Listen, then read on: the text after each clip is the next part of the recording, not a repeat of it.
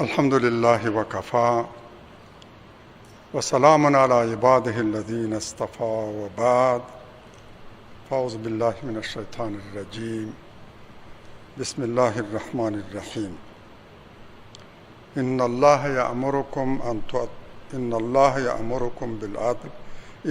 يأمر بالعدل والإحسان وإيتاء ذي القربى وينهى عن الفحشاء والمنكر والبغي يعظكم لعلكم تذكرون. صدق الله العظیم.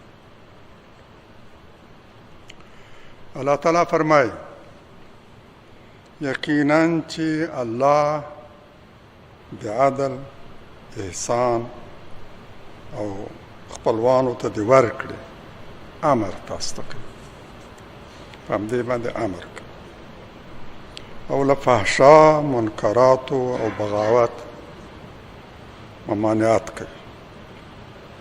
تاسو ته د دې لپاره واعظ کوي چې شای پند واخلئ. په دې مبارک آیت کې د الله تعالی اوامر او نواهی په شپږو برخو کې په دې توګه راخلاصه شوي. الله تعالی په دریو کارونو تاسو ته امر کوي: عدل، احسان او له خپلوانو سره مرسته.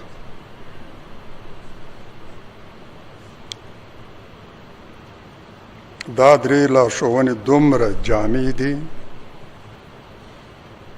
چې د انسان ټول ژوند او د ژوند ټول فکري، اعتقادي، اخلاقي او عملي ابعاد احتوا کوي. د انسان د ژوند هیڅ اړخ د دغو لارښوونو له دایرې بهر نه پاتې کېږي. او الله تعالی له دریو کارونو موږ منع کړي: فحشا، یعنی هغه کارونه چې بدوالی هر چا ته څرګند و واضح و برباندې هر څوک ورباندې پوهېږي،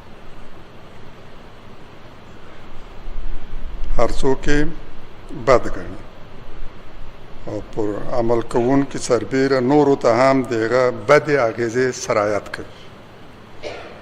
بدې اغېزې تر ویونکي او کوونکي پورې محدود نه پاتې کېږي، بلکې نورو ته هم سرایت کوي.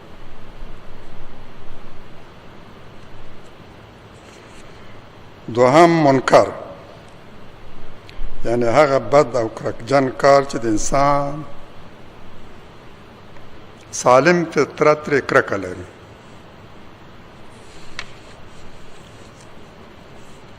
ځان ته یې نااشنا مو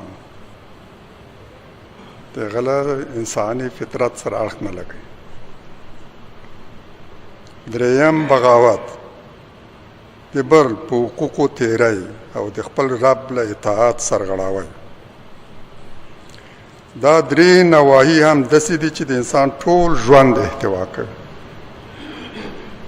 او ټول هغه بد او ناروا کارونه رانغاړي چې د الله تعالی د لارښوونو او نیکو کارونو خلاف.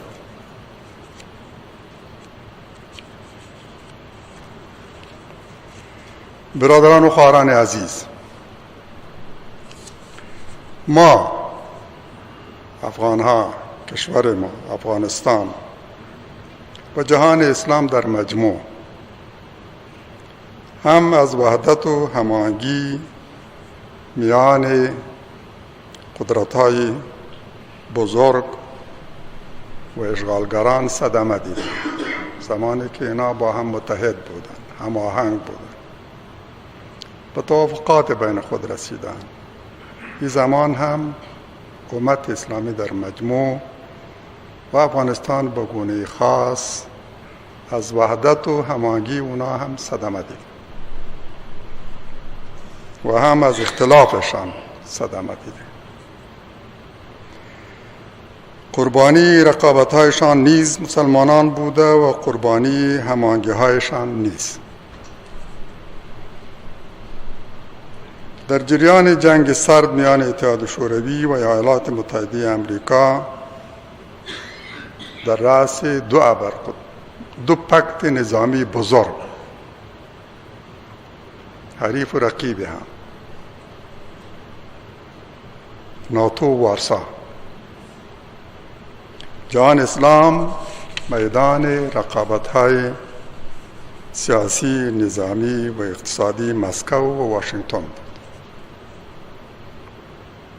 بر بخش امریکا و اذناب اروپاییش مسلط بودند و بر بخش دیگر اتحاد شوروی.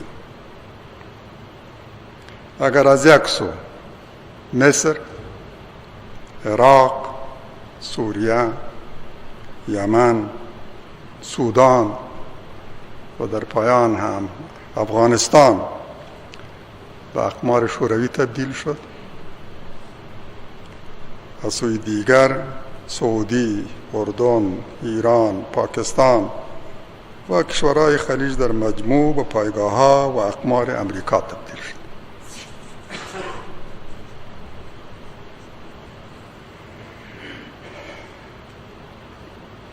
پس از زوال اتحاد شوروی امریکا به قدرت یکتاز دنیا تبدیل شد.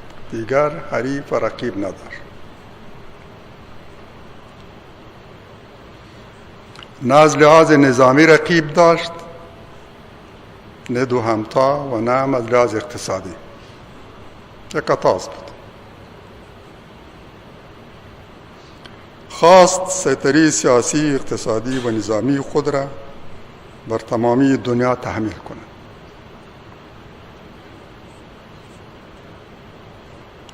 اما سنت دائمی و تغییر ناپذیر الهی چنان نیست که بگذارد کشوری با سیاست‌های ستمگرانیش بر تمامی دنیا مسلط شد. نمی‌گذارد یک کشوری به پیمانی مغرور شود و نیرومند و قوی که بر همه دنیا مسلط شود و تسلطش هم ادامه کند. و این تسلط هم برای مدت طولانی دوام کند. این مغایر سنت الهی است. هرگز هیچ قدرت را هم نمی‌گذارد که برای مدت طولانی یکتاز دنیا باشد. از 11 سپتامبر 2001 زمانی که نیویورک و واشنگتن مورد حمله قرار گرفت، حادثه بزرگ تاریخ، 19 تن آماده عملیات فدایی توانست نیویورک را بلرزانه و واشنگتن را هم و همه دنیا را هم. و در تاریخ حادثه بزرگ را که نظیر ندارد باعث شد تا 15 اگست 2021، یعنی روزی که نیروهای ناتو افغانستان را ترک کرد.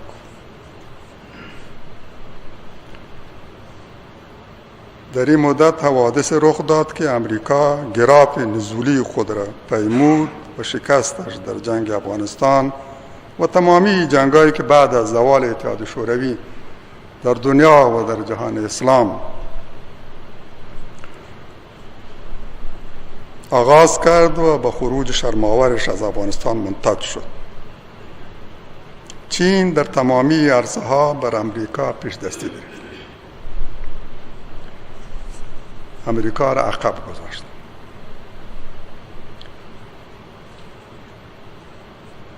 امروز چین تقریباً به بر قدرت یکتاز اقتصادی دنیا تبدیل شد. روسیه دوباره خود را جمع جور کرد و بر پای ایستاد. بعد از زوال اتحاد شوروی روسیه وضعیت بسیار بدی داشت، اما به تدریج، مخصوصاً بعد از اینکه امریکا و اروپا با مشکلات زیاد روبرو شدند و شکست‌های مسلسل را در جنگ‌های اخیر داشتند، روسیه دوباره توانست خود جمع جور کند. امروز چین تایوان را تهدید می‌کند. یک پایگاه مهم امریکا در شرق آسیا.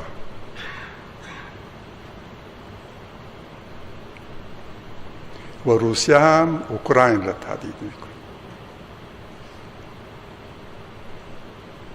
امریکا و ناتو در مجموع تشویش جدی دارند که شاید چین تایوان را تصرف کنه و روسیه هم اوکراین را. برای هر دو، اروپا و امریکا، این مسئله یک خطر جدی است و عواقب ایران برای خود و سلطه‌شان خطرناک تلقی میکنه.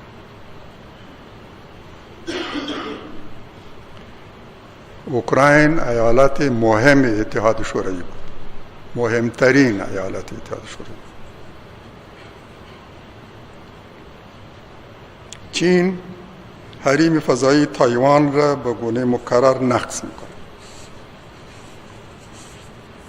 و به تهدیداتشان ادامه میده. روسیه بیش از 100,000 نیروی مجهز خود را در سرحدات اوکراین مستقر کرد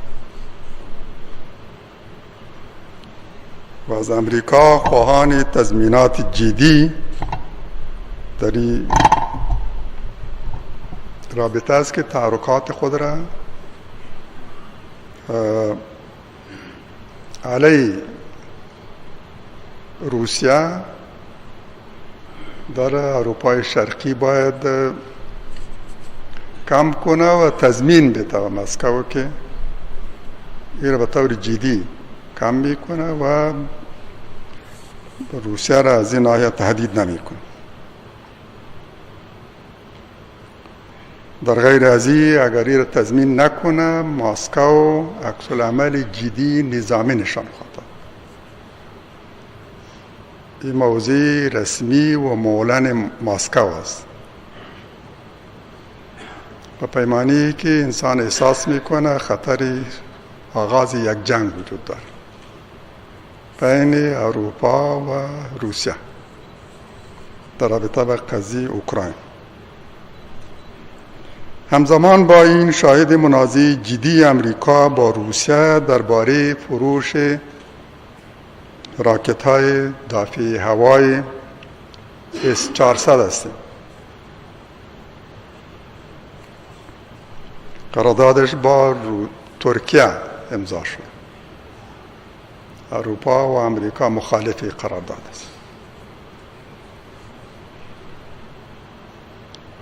راکت‌های زمین به هوا دفاعی هوای S-400 باعث خواهد شد که دیگر هم جنگنده های پیشرفته امریکایی F-35 اهمیت قبلی خود را از دست بده و هم راکت های پترایت امریکایی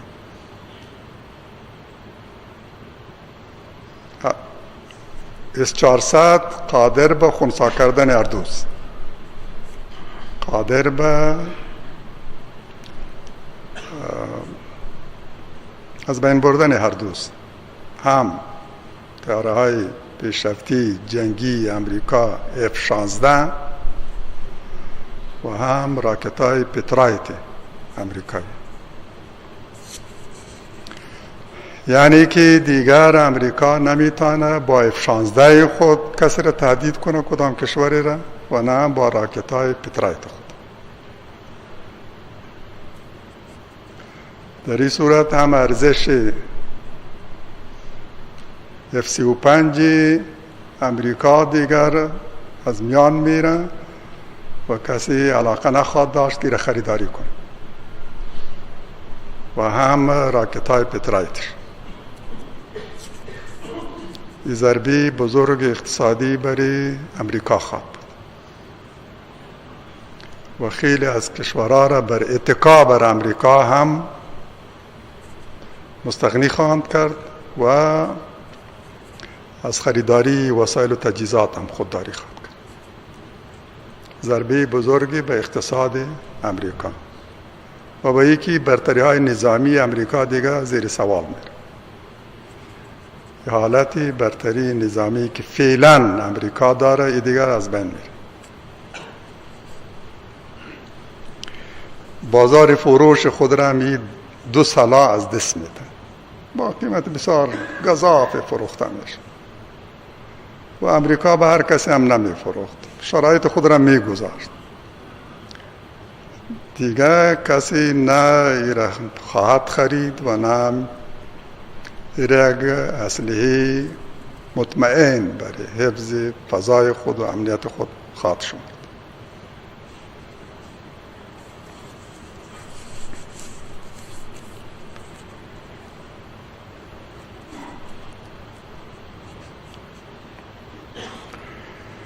ترکیه قراردادی در این رابطه با روسیه داشت. اروپا و امریکا مخالفت کرد، جدی تحریم ها وضع کرد، تهدید کرد که این معامله را نقض کنه. ترکیه تسلیم نشد. در نتیجهش قیمت و ارزش لیره ترکیه هم خیلی پایین افتاد. $1 به 18 رسید.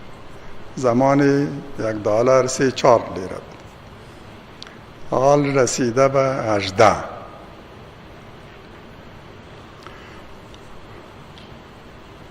اما ترکیه به همه فشارها تسلیم نشد، محکم ایستاد. بر خریداری راکت‌های دافع هوای S-400 تاکید داشت.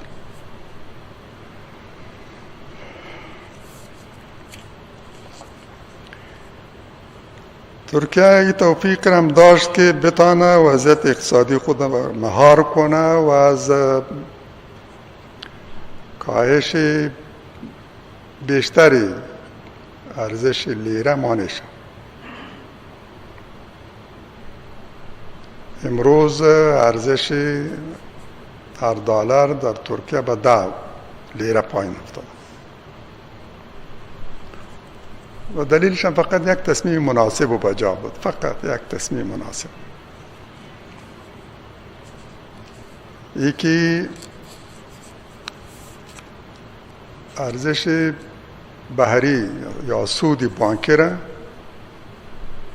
کم کرد، مشکلات برش ایجاد کرد، ولی حال به مردم اطمینان داد که ارزش لیره محفوظ است. حکومت را به عهده میگیره که اگر از این پایین افتاد حکومت را جبران میکنه.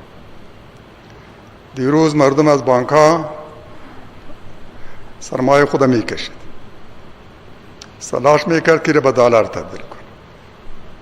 به این خاطر قیمت دلار بالا رفت، قیمت لیره پایین افتاد. حال که حکومت را تضمین کرد که لیره تان در بانک ها مسئول است، اگر ارزشش پایین آمد حکومت جبران میکنه. به یک بارگی در ظرف 2-3 روز از 18 رسید به 10. یعنی که مشکلات اقتصادی با تدبیر قابل حل است. یقینا ما امروز این مشکل داریم، میتونیم از تجارب کشورهای دیگر استفاده کنیم. نیازی نداریم که با امریکا دست نیاز دراز کنیم،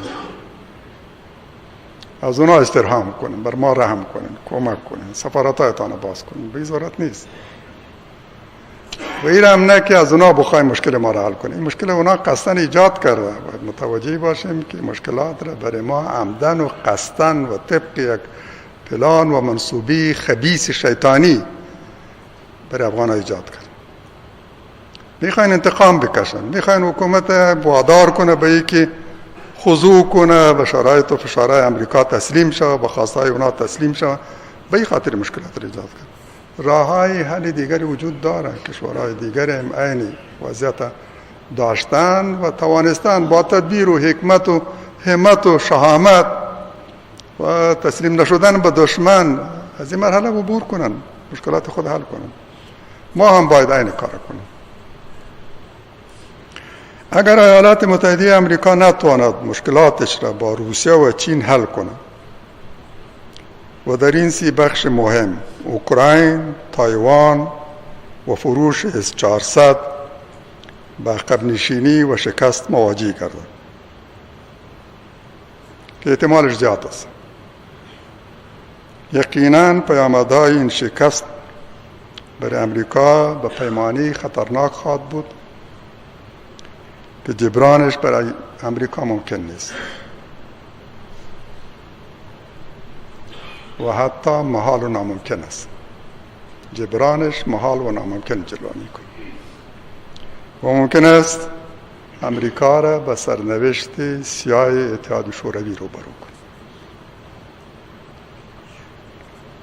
روسیه و چین احساس میکند که شکست ناتو در افغانستان دیگر روحی جنگی اروپا و امریکا را به حد صدمه زده، تضعیف کرده که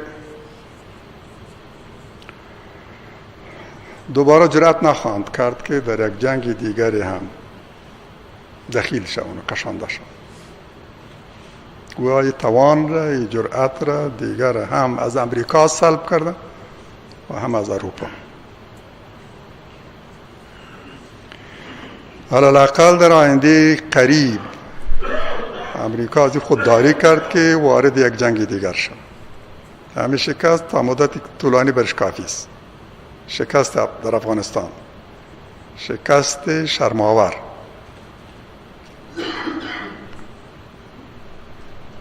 دشوار است که اینا بتانند به زودی وارد یک جنگ دیگر شوند. شبیه به جنگ افغانستان نه، بلکه با یک حریف نیرومند و قوی‌تر. اگر در افغانستان شکست خوردن، میتونه یک کسی، یک سرباز امریکایی و اروپایی تصور کنه که ممکن است ما در یک جنگ علی یا قدرت خیلی بزرگتر از افغانستان، یک حریف، یک رقیبی همتا چون روسیه و چین موفقیت داشته باشیم، دستاورد داشته باشیم. من احساس میکنم که نه اروپای جرأت خواهد کرد که وارد یک جنگ دیگری با روسیه شود و نه هم امریکا، نه با روسیه و نه با چین. یکی از دوی کشور روسیه و چین را میبینیم با جرأت تمام برخورد میکنه، در برابر امریکا میسته، تهدید میکنه. اگر این حالت شما با 20 سال قبل مقایسه کنین، اصلا قابل مقایسه نیست. 20 سال قبل روسیه هم امریکا را در اشغال افغانستان کمک کرد، کمک جدی عملی. مخالفت نکرد بلکه کمک کرد. اکمالات ناتو هم از طریق روسیه بود و چین هم در شورای امنیت ملل متحد حمایت کرده است اشغال افغانستان توسط نیروهای ناتو و امریکا. ناتو و در رأس آن امریکا در موقعیت نیست که حوصله جنگ دیگر را داشته باشد و با پیروزی در چنین جنگ هم امیدوار باشد. شاید مسکو با توجه به همین وضعیت اروپا و امریکا خواسته است تا نیروهای خود را در مرزهای اوکراین جابجا کنند و حتی ناتو را به اقدام مقتضی تهدید کنه و اقدام مقتضی نظامی. اروپا را هم تهدید میکنه و امریکا را هم اخطار میده که اگر این را تضمین نکنین که دیگر به سوی روسیه پیشقدمی نمی کنیم. منتظر یک اقدام جدی از سوی روسیه باشه. تشدید رقابت‌ها میان کشورهای بزرگ و مصروف شدنشان در منازعات داخلی امروز یک فرصت خوب برای افغان است. اگر به گونه درست و شایسته از این فرصت مناسب استفاده شود، خیلی از مشکلات کنونی ما را یا حل خواهد کرد و یا کم از کم از این خواهد کاست، از این مشکلات خواهد کاست و از فشارها بر افغانستان خواهد کاست.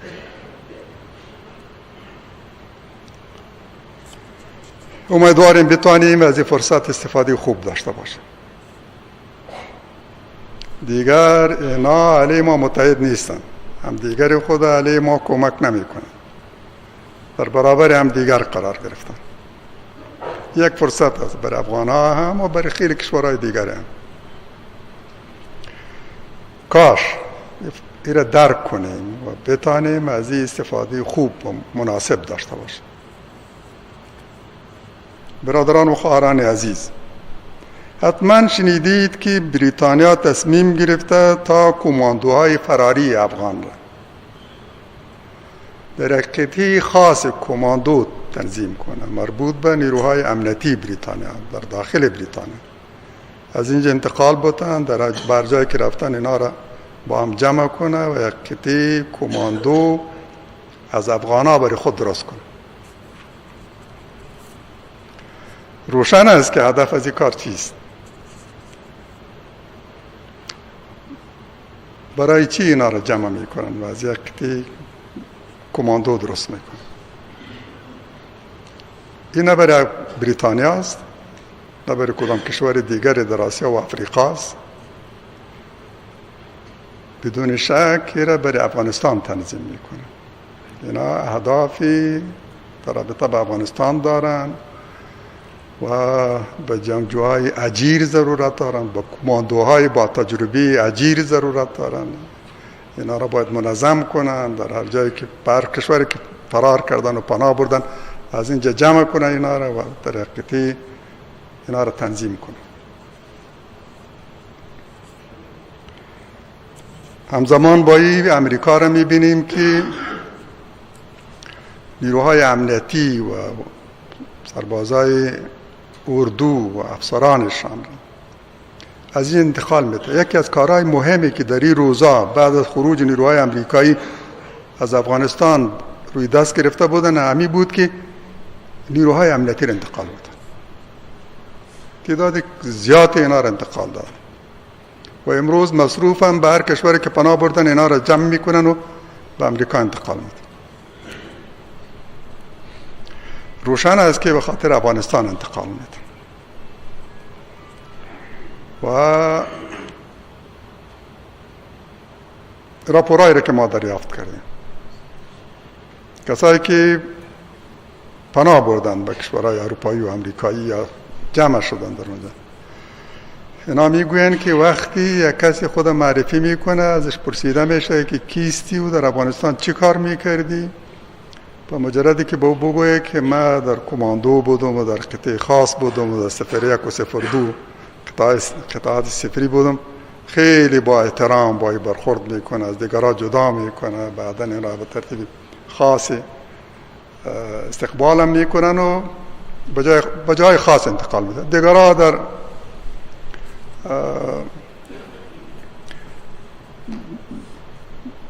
به شکل عام حفظ میشه، اینا را به شکل امتیازی از دیگرها جدا میکنه. و یه هم شنیده شده که امریکا سیاستمدارای حکومت قبلی را، والی و وزیر و افسر و امثال اینا را هم که به کشورهای دیگری پناه بردن میخواین جمعاً انتقال بتن به امریکا. مصروف انتقال کسانی است که در 20 سال اشغال از اونا چون جنگجویان اجیر استفاده شد، آموزش داد و علیه ملت ما جنگان. گشودن دفتر برای اینا در واشنگتن نشانه واضح و روشنی است که اشغالگران از سیاست‌های ناکام و شکستشان در جنگ افغانستان عبرت نگرفتند و دیگر جنگ را کنار نگذاشتند، اراده جنگی را کنار نگذاشتند و خواهان تکرار تجربه ناکام خودند. ولی شاید تا این پیمانه نافهم و سفیه نباشند و هدفشان فشار بر افغانستان باشد تا حکومت روادار به تسلیم شدن به شرایط آنان و اعطای سهم دلخواه به گروه‌ها و چهره‌های وابسته به غرب باشد. تهدید میکنه، به عنوان یک وسیله فشار از این استفاده میکنه. نخست از اونجا فریاد اینا، صدای اینا را بلند میکنن، انعکاس میدن، تبلیغات میکنن، تهدید میکنن، کابل را تخویف میکنن، فشار وارد میکنن، از اینا به عنوان یک وسیله فشار استفاده میکنن تا خضوع کنن، تسلیم شوند، شرایط امریکا را بپذیرن و در حکومت سهم دلخواهی برای چهره‌های وابسته به غرب بده، مصروفی هستن، به این خاطر کار میکنن. برادران و خواهران عزیز، نشست وزرای خارجه سازمان همکاری اسلامی در اسلام آباد انکشاف خوب دیگری بود. ما از این نشست و تصامیمش استقبال میکنیم. تأکید این نشست بر کمک‌های غیر مشروط به افغانستان و عدم انجماد سرمایه‌های افغانستان از سوی امریکا قابل قدر است. این دو مطلب از فیصله‌های مهم این نشست بوده. یکی کمک‌ها به افغانستان باید غیر مشروط باشه. هیچ کشوری هم کمک‌های انسانی خود را مشروط به خواستهای خود نکنه. دوم، سرمایه افغانستان که منجمد شده این را باید رها کنه. اما چند مطلب در رابطه به این نشست قابل یادآوری است. نتوانستند موضوع روشن در رابطه به یکی از حادترین قضیه جهان اسلام مخصوصا قضیه افغانستان داشته باشد، همان گونه که مسئولیتشان ایجاب میکرد و باید به عنوان کشورهای اسلامی این تصمیم میگرفتند، به گونه‌ای که هم مسئولیت اسلامیشان را ادا کنند و هم استقلال خود را در قضایای مربوط به جهان اسلام به نمایش بگذارند، ثابت کنند که از بیرون فرمان نمیگیرند، منتظر اشاره و دستور از واشنگتن نیستند، آزادن، مستقلن و خودشان تصمیم میگیرند.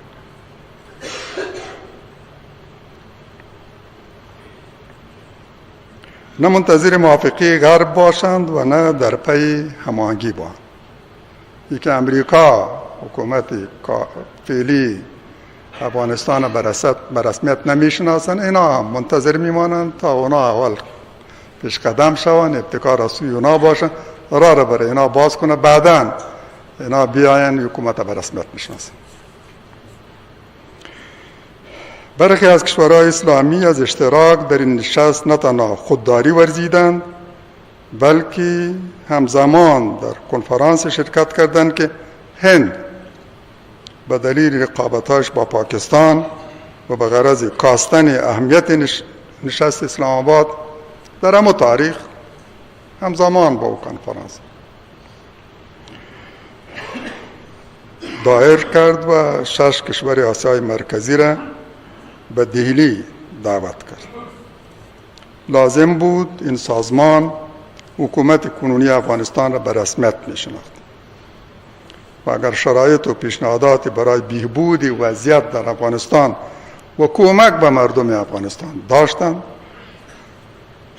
ایره بدون ارتباط به قضیه افغانستان و به رسمیت شناختن حکومت مطرح می‌کردند. به این باید مشروط نمی‌کردند. قطعاً قابل توجیه نیست که چوکی افغانستان در این سازمان با حال تعلیق در آورده شد. طبیعی است که تصمیم به خاطر ارضای امریکا گرفتند. متاسفانه امت اسلامی و کشورهای ما در همین یک وضعیت است. ما از حکومت مالیزیا سپاسگزاریم که وزیر خارجیش با وضاحت و استقلال کامل و با جرأت اعلان کرد که یک جا با برخی از کشورهای دیگر مصروف رایزنی هستیم تا حکومت کنونی افغانستان به رسمیت بشناسیم. این بیان قابل قدر است. ما را تقدیر میکنیم که منتظر امریکا نمیشن، منتظر غرب نمیمانن، به گونه مستقل جرأتمندانه تصمیم خود را میگیرن. امیدواریم ای به تأخیرم نفته و کشورها به زودی حکومت جدید را به رسمیت بشناسن. ورونو خویندو، لکه چې خبر یې ور مشهور عالم او اسلام ته ژمن داعی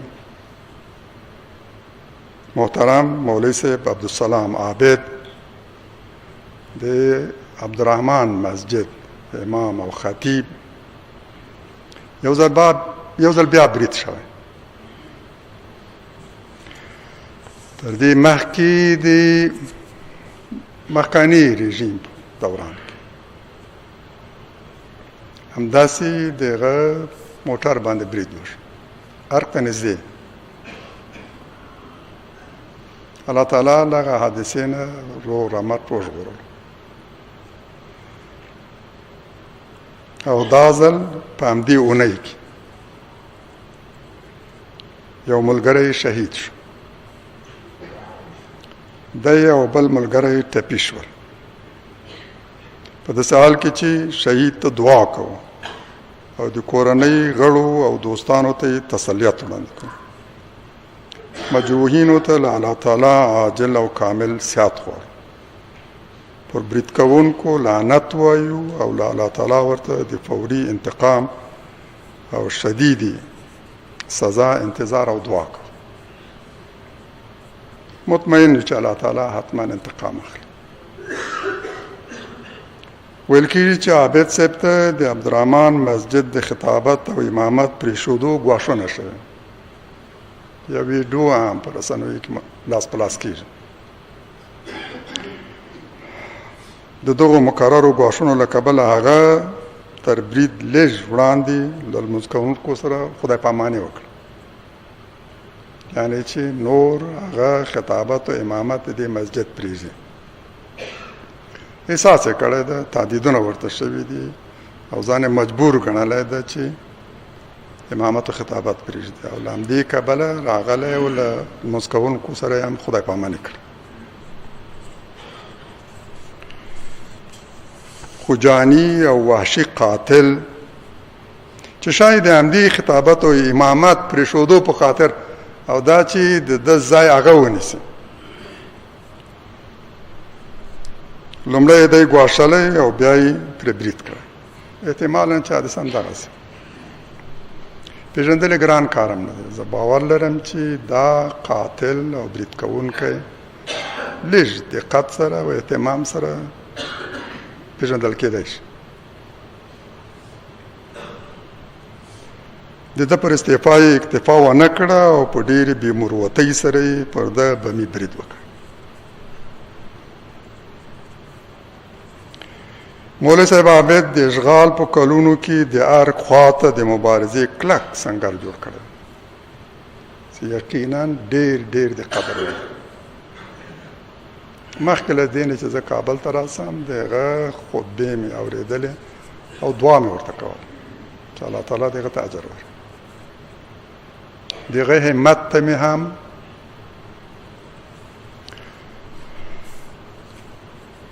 چې یقینا د همت کار دی، د هر خواته د اشغالګرانو خلاف، د نظام خلاف ټول جرأت سره حقایق ول او ډېر په تونده لهجه دا لوی همت ایجابوي.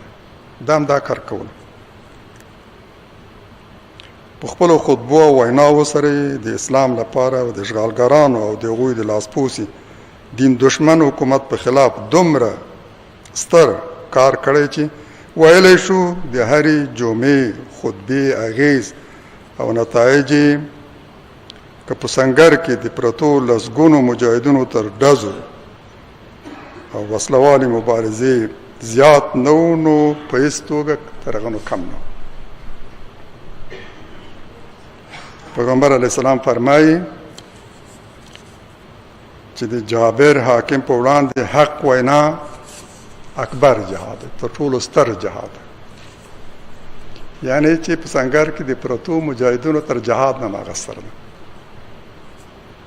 په همدغسې وخت کې څوک جرأت کوي له حق دفاع کوي دې نه نه ویرېږي چې وژل کېږي به ترور کېږي به په خدای توکل کوي حق خبره کوي حق نه پټوي حق و باطل نه سره خلط کوي دا د ډېر همت د لوړ همت کار دی او اجر یې هم مقام یې هم دومره ستر چې پیغمبر علیه السلام په خپله فرمایي چې دا جهاد اکبر دی یعنې تر ټولو ستر جهاد دی یقینا چې په تیر جهاد کې ډیرو مؤمنو افغانانو له جماعت منبر دفتر د مدرسې ښوونځي پوهنتون له ټولګي د مبارزې سنګرونه جوړ کړي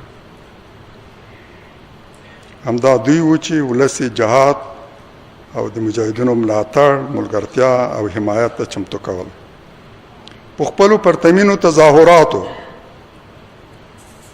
غونډو او احتجاجونو سره د اشغالګرانو او د دوی د لاسپوسي او مزدور نظام پښې لړزول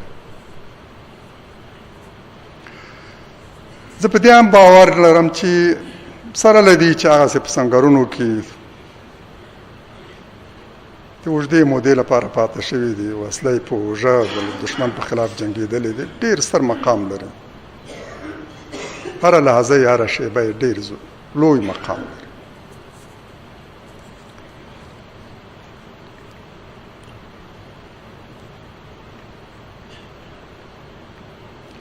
خو یقینا چې د دغو د حکومت تر تسلط لاندې چې چا د جهاد سنګرونه پرانستلي او په ټول همت او جرأت سره د دشمن مقابله کړې د دوی د جهاد او مبارزې ارزښت او مقام او اجر که تر هغو زیات نه کم نه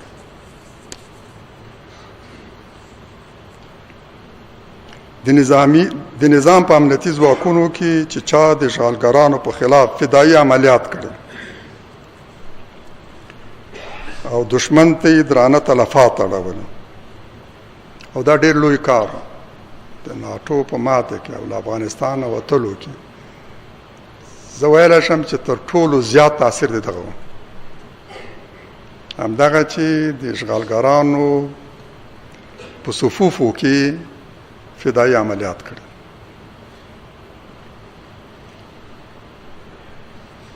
د دې اجر ډېر زیات او تاثیر یې هم ډېر زیات د ناټو د سرتیرو د روحیې په ځپلو کې او له افغانستان نه د افغانانو نه د مایوس کېدو په ارتباط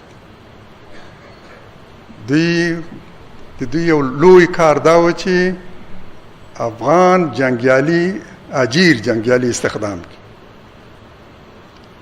په جنګ کې د دوی افراد ونه وژل شي افغانان د افغانانو په لاس ووژني د دوی لوړ کار هم دغه او همداسې کول خو چې خبر د یاده راورسېدله چې دوی ټول اعتماد د افغانستان په امنیتي ځواکونو او سرتیرو باندې ختم شو له هر یو ویرېدل بیا د دوی دښمن تفکیک نه شو کولی وار په وار په دوی باندې بریدونه شوي په هماغه کس ډېر اعتماد کړی دی له هماغه لورې نه ورباندې برید شوی په افغانانو باندې باور اعتماد ختم شو دا د ناټو په شکست کې په ماته کې ډېره لویه ونډه ودرېده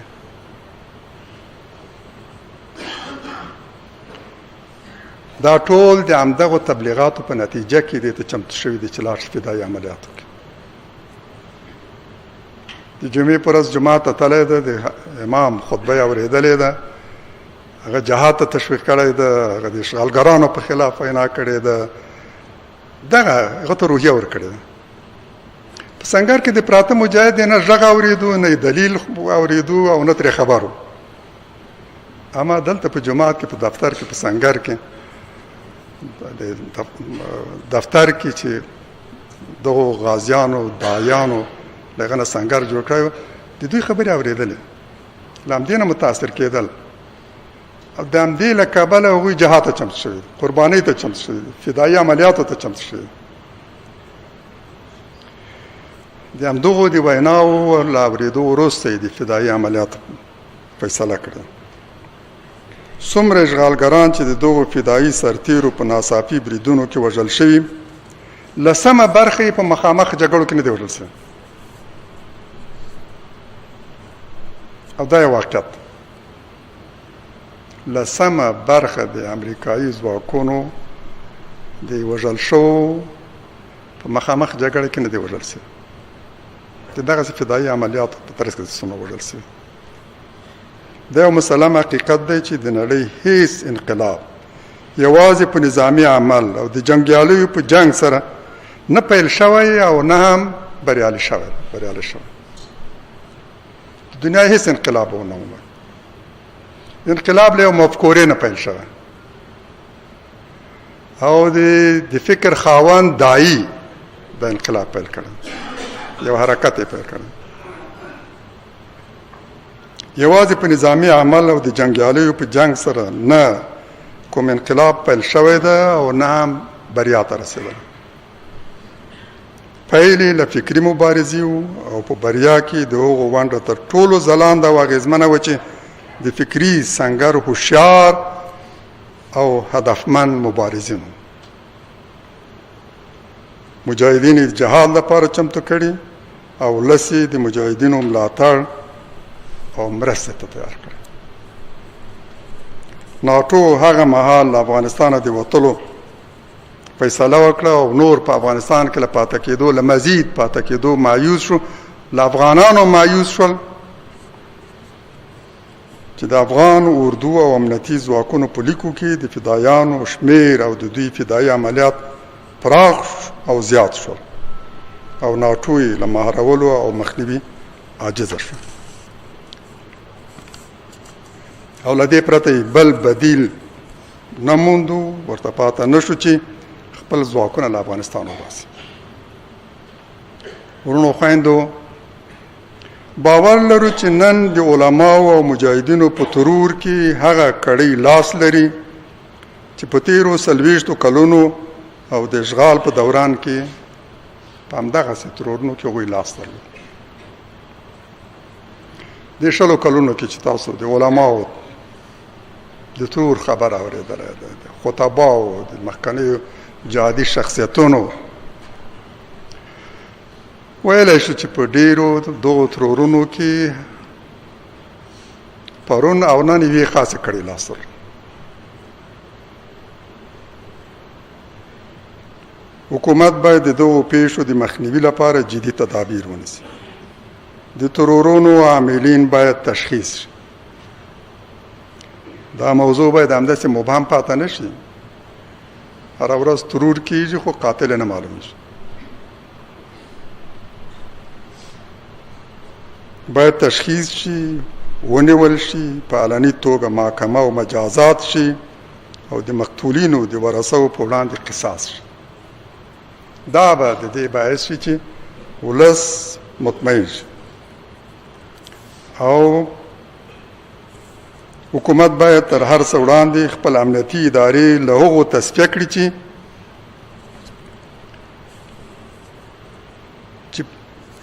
متهم او تورن دي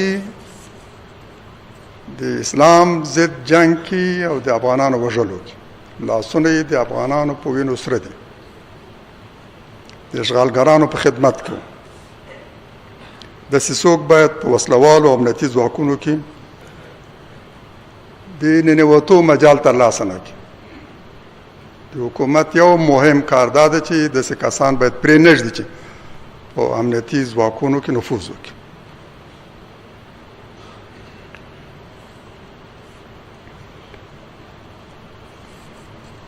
هغه کسان چې مجاهدینو ته د رقیب په سترګه او د دشمن په سترګه ګوري دا باید لږ تر لږه په امنیتي ځواکونو کې مشاهده نشي د امنیتي ځواکونو صفوف باید د دغسې کسانو تصفیه شي پرې نږدې چې څوک له دولتي امکاناتو په استفادې سره له مجاهدینو نه خپل غچ واخلي څوک چې د حکومت له ادرس خپل سری عملیات کوي دا هم یو ستونزه ده دا هر انقلاب له انقلاب وروسته له بریا وروسته له همدغسې ستونزې سره مخامخ کېږي خپل سری تر هغه وخته پورې چې نظام په اوضاع مسلط کیږي او هیڅوک نشي توانېدلی چې خپل سري کارونه وکړي. یو لویه ستونزه چې باید ورته توجه وشي او مخنیوی وشي همدا ده چې د خپل سري عملیاتو غچ اخیستلو مخنیوی وشي. څوک چې د حکومت له ادرس خپل سري عملیات کوي، د خلکو کورونو ته ننوځي، وسایل او وسایط غصب کوي، خپل شخصي رقابتونه پالي، ماشومان، میرمنې او سپینږیري ځوروي، خپل مخالفین نیسي، تعذیبوي او وژني، دوی باید ډیر ژر ونیول شي. وړاندې هم هیڅ کله مداهنت ونه شي. دا قضیه باید ډیره جدي وګڼل شي او داسې کلکه سزا هغوی ته ورکړی شي چې هم هر قاتل او جاني ته د عبرت وسیله شي او هم ملت مطمئن شي چې نظام او چارواکي د دوی په خدمت کې دي او سر، عزت او مال په دې نظام کې خوندي دی. هیڅوک باید داسې فکر ونه کړي چې او داسې څه باید په خپلو سترګو هم ونه ګوري چې په دې نظام کې او نن د اشغالګرانو ملګري او د مخکني نظام لوړپوړي افسران، مامورین، چارواکي او د دوی د جرمونو شریکان، ملګري او نږدې همفکرانو خپلوان نه یوازې خوندي دي بلکې درناوی کېږي. دا هم د دې نظام هغه محافظین او مجاهدین ناراضه کوي چې قرباني ورکړي، زندانونو ته تللي، جهادونه یې کړي او هم عام ولس. د دې کسانو باید درناوی ونه شي بلکې هغوی باید احساس کړي چې دلته محاسبه کېږي، دلته پوښتنې کېږي، د سوابقو ته په پام سره د هر چا سره معامله کېږي. ورونو خویندو، د افغانانو د بد اقتصادي وضعیت په ارتباط که اجازه یې زه د خطبې په پای کې یو عادي مثال سترګو لیدلی حالت او په پلازمین کابل کې د همدې واټونو کې د کابل یو مثال ستاسو مخته کېږدم. زما یو خپلوان ویل په ښار کې روان وم، یو وړوکی 15-16 کلن ماشوم ویلو ده، جامې هم نازکې په دې ژمي کې او شلېدلې،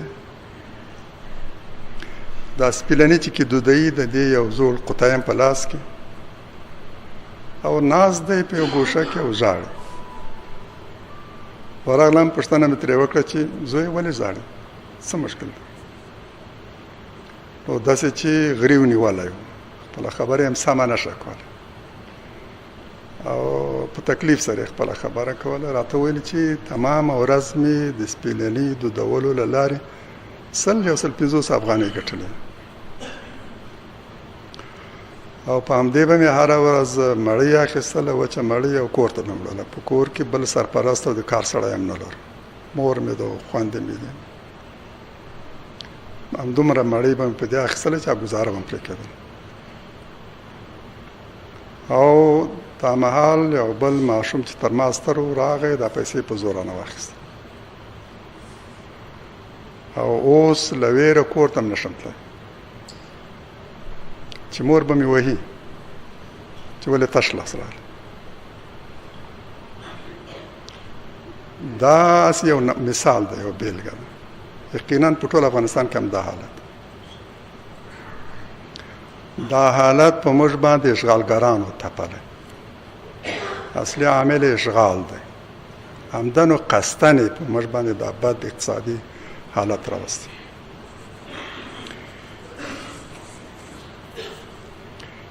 هغه ویل چې بارالم یو څو پیسې مې ورته ورکړې، خوشحال مې کړو او رخصت مې کړ.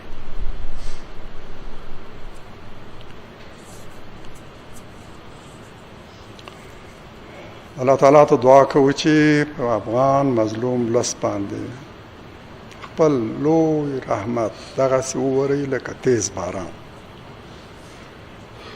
او له دې بد حالت یې وژغوري. دې ولس د اسلام لپاره ډېرې قربانۍ ورکړي. 4 لسیزې کېږي چې افغانستان کې وینې تویېږي او له دغسې سختو ورځو سره مخامخ. انشاءالله الله تعالی به خپل رحمت او پیرزوینه په افغانانو پیرزو کوي. ټولې ستونزې به الله تعالی حل کوي.